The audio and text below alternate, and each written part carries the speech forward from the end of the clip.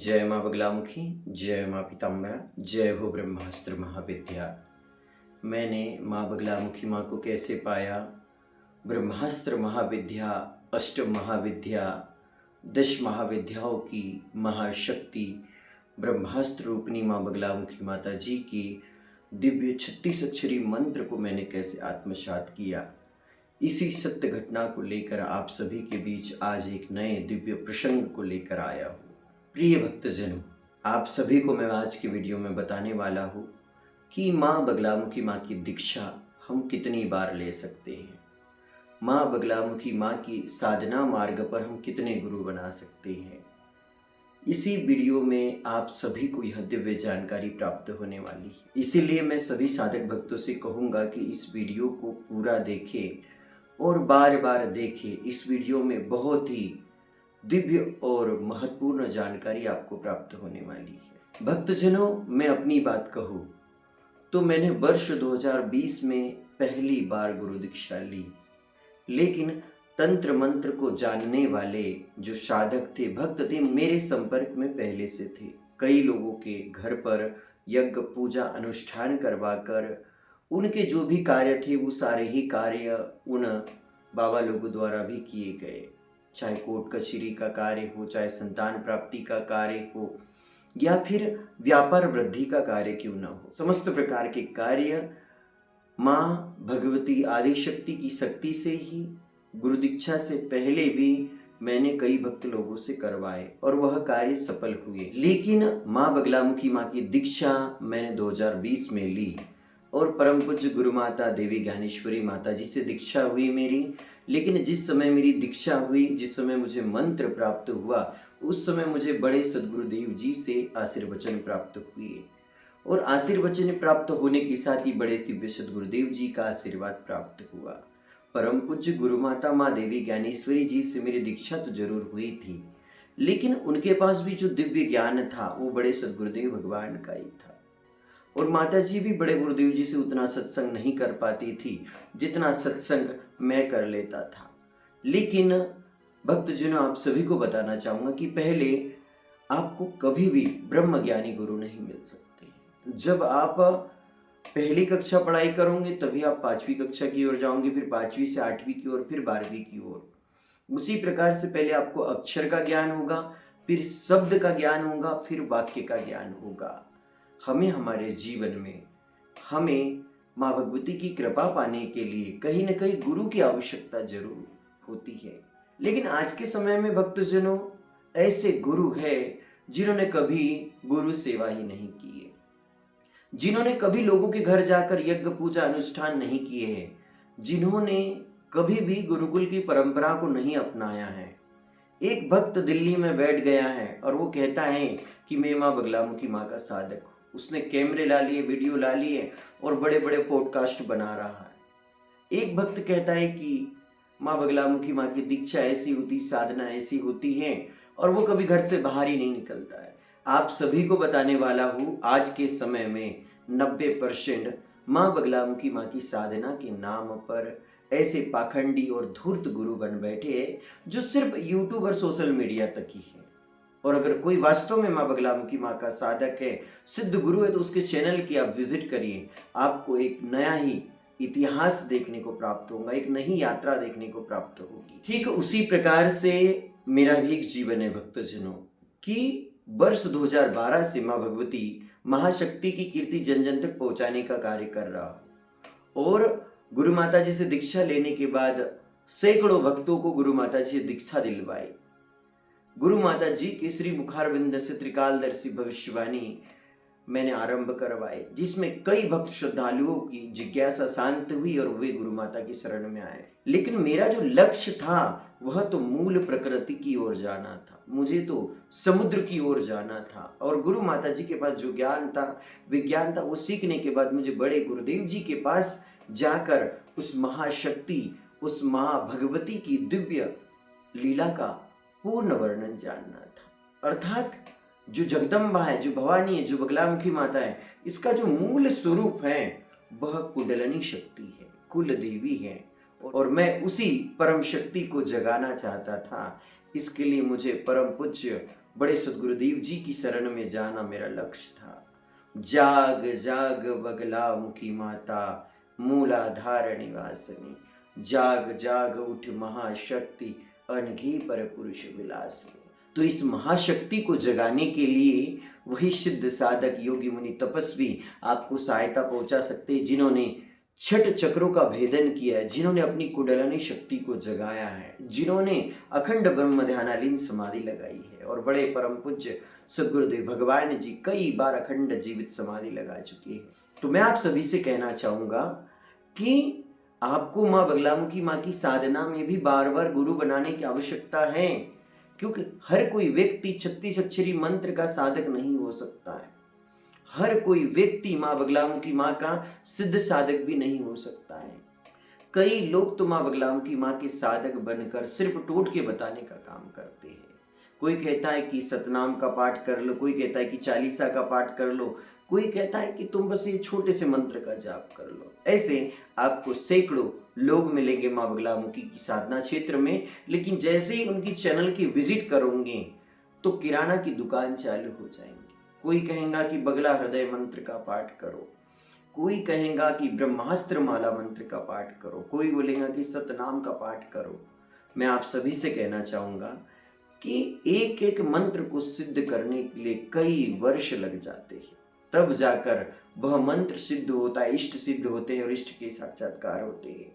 धर्म पुराण और शास्त्र ये कहते हैं कि 4-4 वर्ष के 3 तपकाल सत्य धर्म का पालन करने के बाद में हमें वाक्य सिद्धि प्राप्त होती है, हमें सिद्धि प्राप्त होती है, जिसे अष्टांग योग का मार्ग भी कहते हैं। तो मैं आप सभी से कहना चाहूंगा कि गुरु ऐसे होना चाहिए जिसके पास आपके हर एक प्रश्न का जवाब हो। चलो एक दिन नहीं, लेकिन एक माह में तो आपके मन में जितने प्रश्न चल रहे उतने प्रश्नों के जवाब आप सभी को प्राप्त हो सके। गुरु ज्ञानी होना चाहिए, विज्ञानी होना चाहिए। गुरु स्वयं ही साधना मार्ग पे होना चाहिए। ऐसा नहीं कि 1 साल 2 साल माँ की साधना कर ली साधक बन गए। मैं आज लगभग 5 से 6 साल से माँ बगलामुखी माँ की साधना कर रहा हूँ। और दूसरी चीज कि मैं 2012 से लगभग 12 वर्षों से माँ भगवती की उपासना कर रहा हूँ, लेकिन इसके बाद भी नित्य पूजा आराधना अनुष्ठान भक्ति साधना करते रहता हूँ और निरंतर अपनी धर्म यात्रा को बढ़ाते रहता हूँ। लेकिन बहुत सारे लोग ऐसे हैं जो कर्मकांडी है। अब जो सिर्फ पंडित है वो आपको ज्ञान दे सकता है, लेकिन विज्ञान नहीं बता सकता।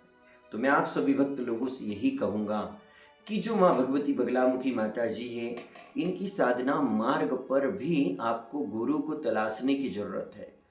इस साधना मार्ग पे भी आपको मानव गुरु, सिद्ध गुरु और दिव्य गुरु मिलेंगे। जो सिद्ध गुरु होंगे उनकी वाणी कभी असफल नहीं होगी।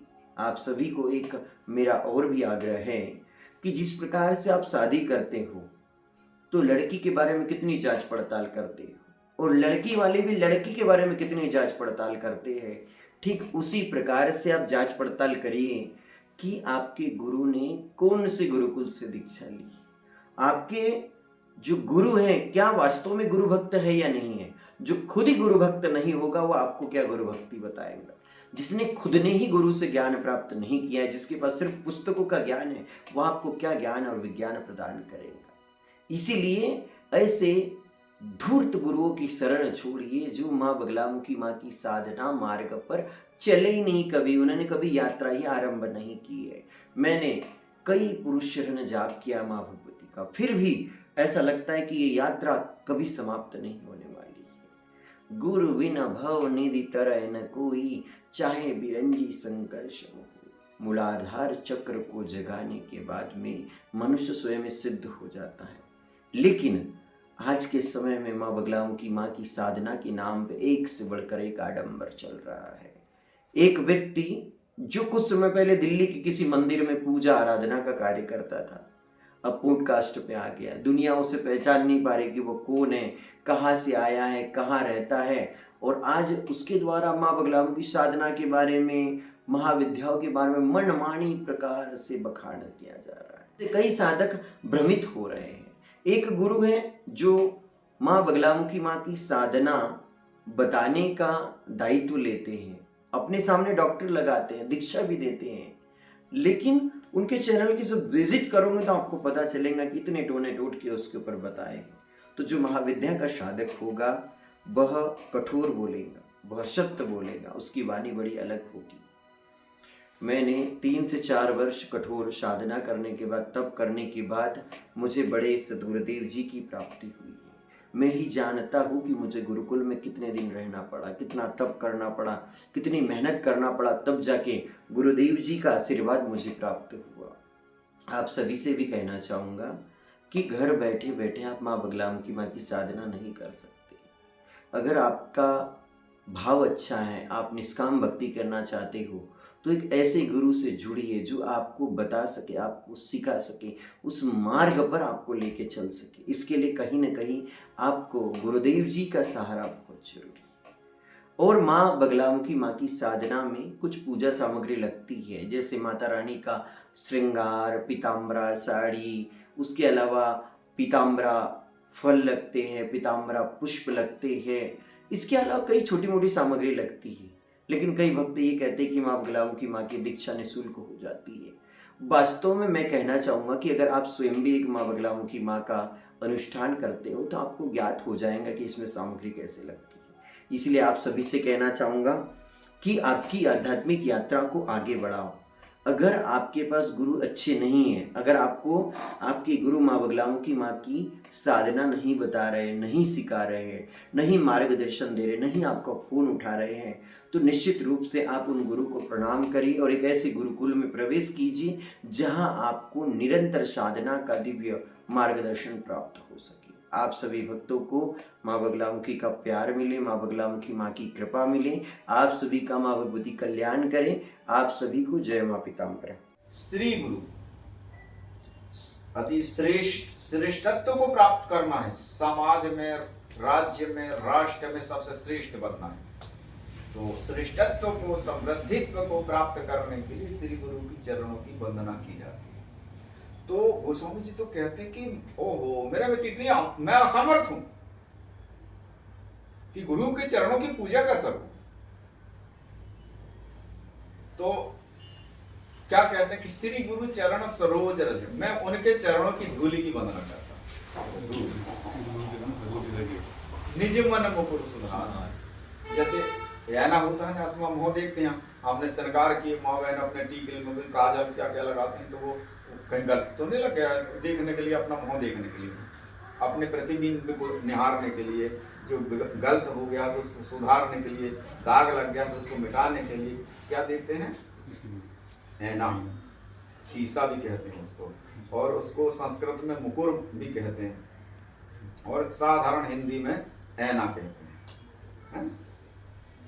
तो श्री गुरु चरण सरोज रज, तो ऐने में पाई लग गई तो सच्चा साफ का वो थोड़ा सा चूना ले लो, चूने का पानी ऐसा सा करके ऊपर धो दो, तुरंत मैल छूट जाता है उसमें। तो वो है धूली में चरण कमलों, गुरु महाराज के चरण कमलों की धूली से मन रूपी ऐने को, माने दर्पण को सुधार। तो क्या होगा कि जैसा हम भगवान का यश गान कर रहे हैं, भगवान का चरित्र, भगवान का जन्म, भगवान का जनकपुर गमन, भगवान का वन गमन, ये जो सप्त लीलाएं भगवान की, इसके विषय में वर्णन करते हैं। तो जैसे जैसे हम वर्णन करेंगे तो ये एक नेत्र के द्वारा हमें वो दिखेगा। जैसे अपन फिल्म टाकीज में जाते हैं तो सब मशीन में होता है काम, और पर्दे में जहाँ कुछ नहीं वहीं सब कुछ दिखता है। इसी प्रकार ये संसार, ये नेत्र जो संसार रूपी देखेंगे, और दिव्य नेत्र के द्वारा मन मंदिर में बैठे भगवान की लीला को हम देखेंगे। जैसे मुंह से वर्णन कर रहे हैं वैसे ही हम देखेंगे।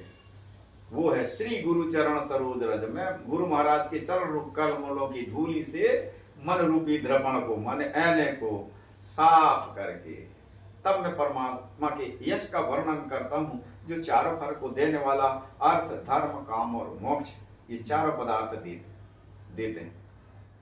बंदहु गुरु पग पद्म पराग, रामायण की फर्स्ट पाई है। बंदहु गुरु पग पद्म पराग, सुरुचि सुवास सरस अनुराग। सुरुचि में तो खाने पीने में, बोलचाल में समय व्यतीत कर देंगे, पूजा करने में टाइम नहीं मिलता। पेपर पढ़ने में 4 आदमी एक साथ बैठ के गप मारने में बहुत टाइम निकल जाता है, सुंदरकांड पढ़ने में मन नहीं लगता।